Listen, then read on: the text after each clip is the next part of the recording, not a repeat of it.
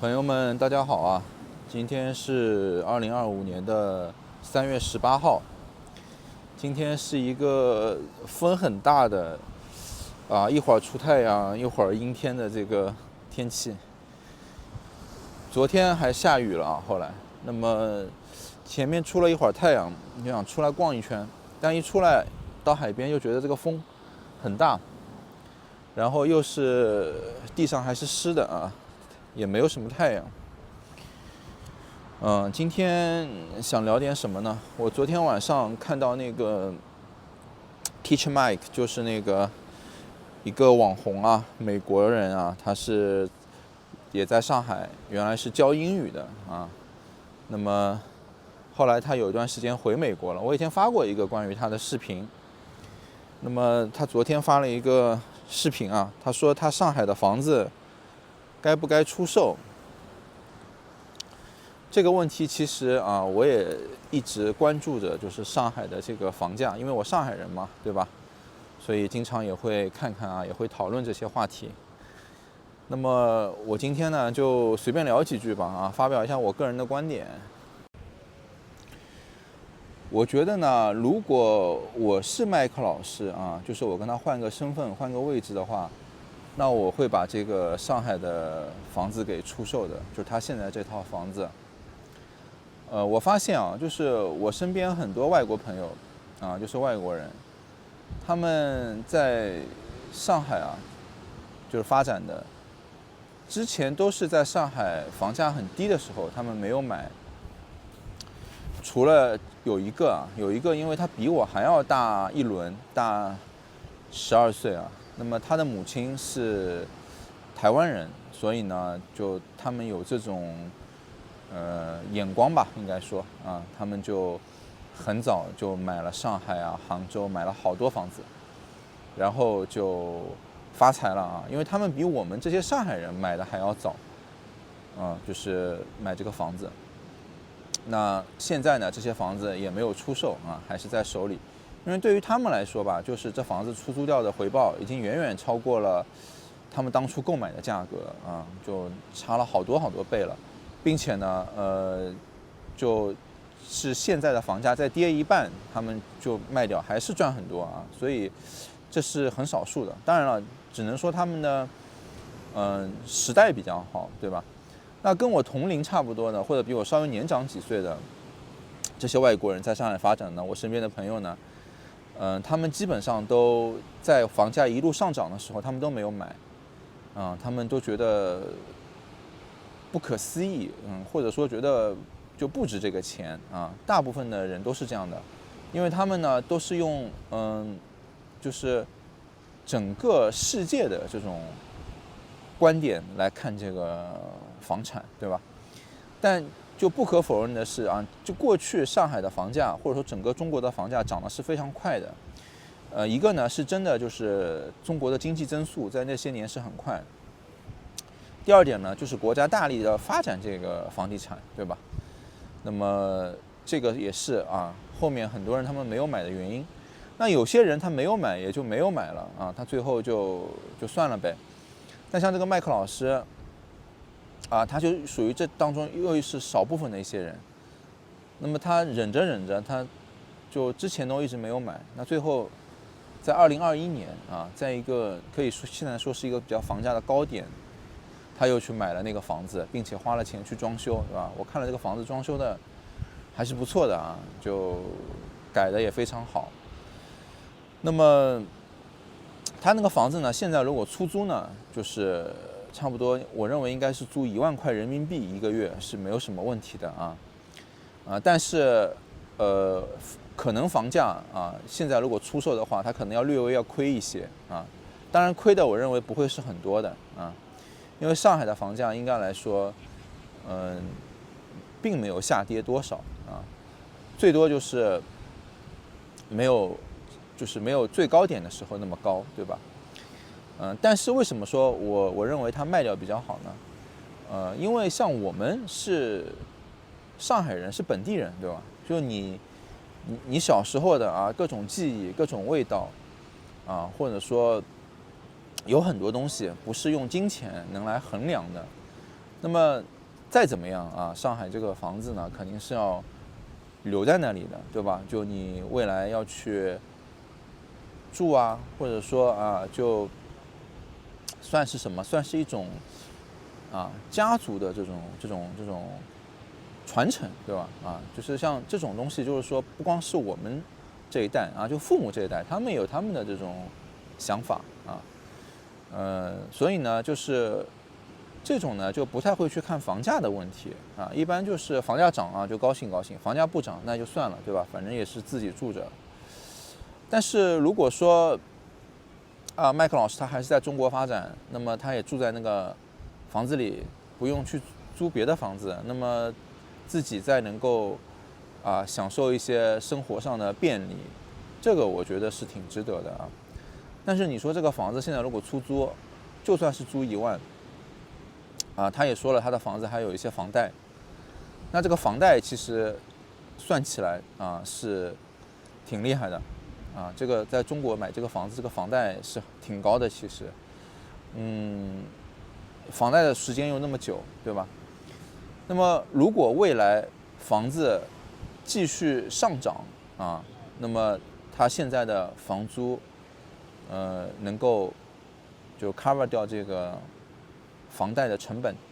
那么也就算了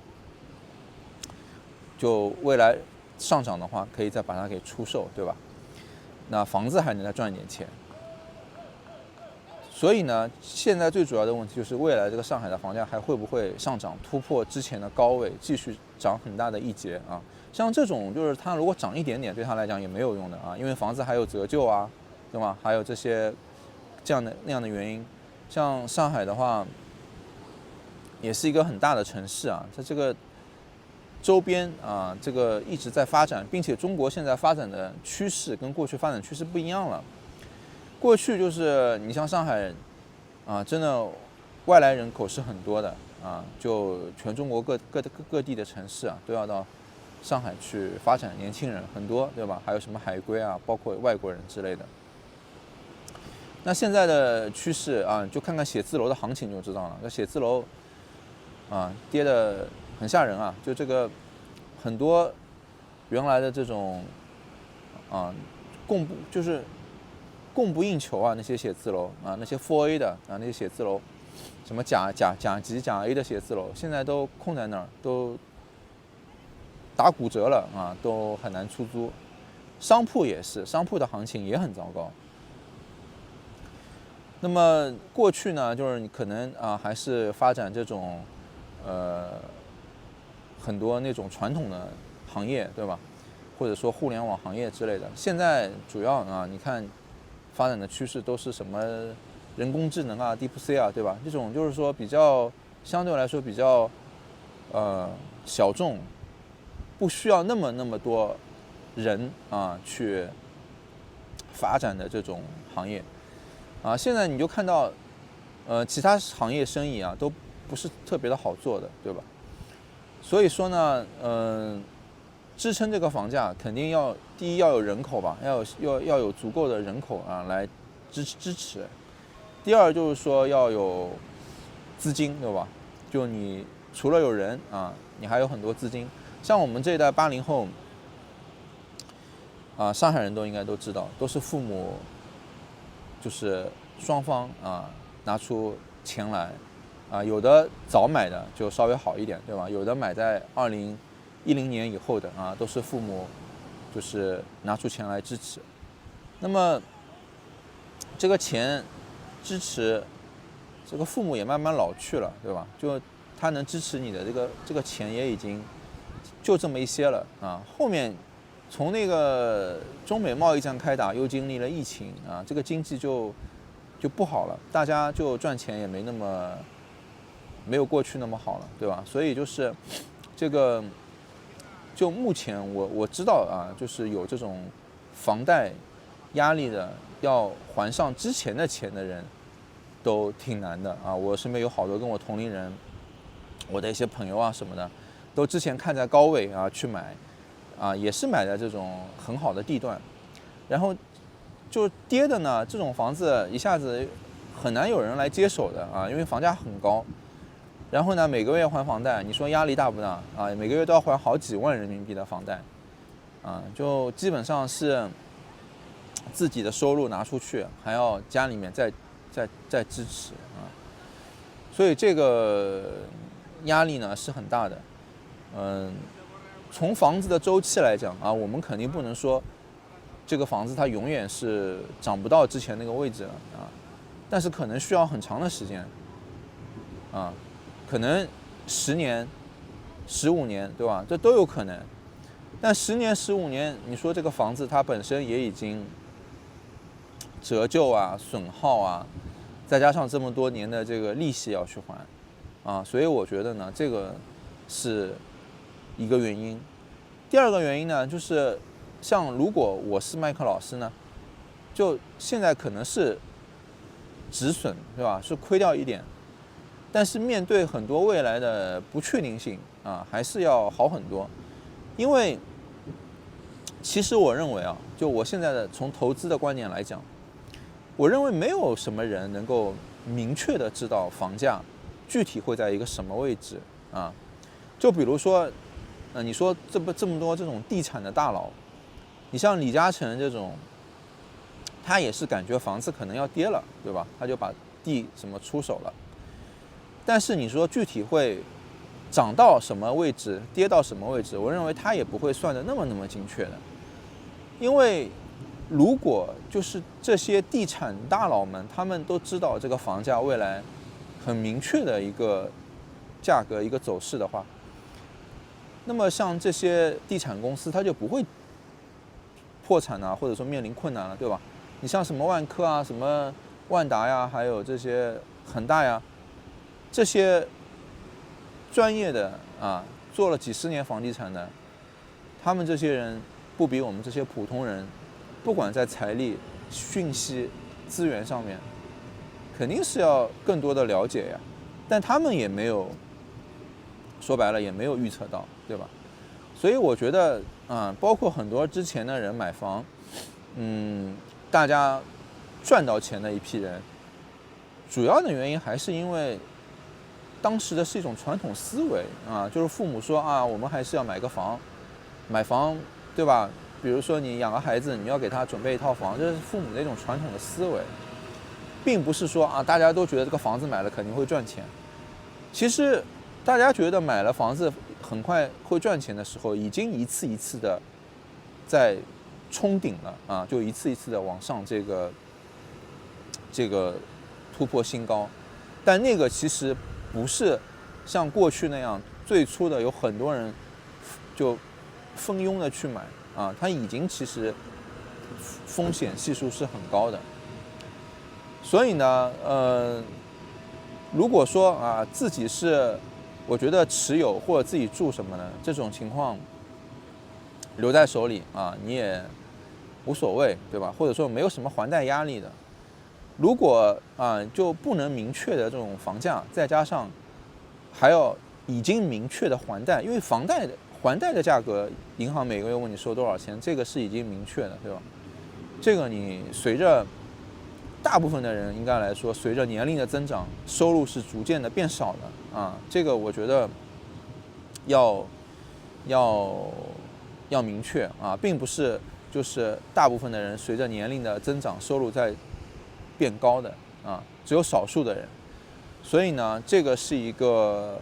就是说风险未知，但是已知的要付出的已经知道的，对吧？我觉得就留在手里面我觉得是不合适的。但是呢，你像现在因为麦克老师也是美国人他可以投资的渠道有很多就像现在美国股市，对吧？你像经历了这样的一个下跌就缓慢的，对吧？你就买它的这个指数类的、成长类的、比较稳定的我觉得就一下子就能把之前这些损失都给弥补回来的，对吧？因为他买这个房子，你说损失很多我认为最多不会超过20-30%的，最多了就这是已经我都是高估了我认为就10%或10%几，算上一些装修费还是应该挺好挺好出手的，它那个地段。但是再往后说，就不一定了，对吧？也有可能啊，经济慢慢的，由于又是国际的大的环境不一样变化了啊，慢慢的又变好了。但也有可能就这种房价的低迷，就算经济变好了，国家不发展房地产了，最多说不让它掉得很严重，对吗？但是国家也不支持就疯狂的发展房地产了，那你这个房子有可能就一直是套在一个比较高的一个位置，然后每个月还要还利息，啊，就算租金出租了，对吧？你还要找租客，还要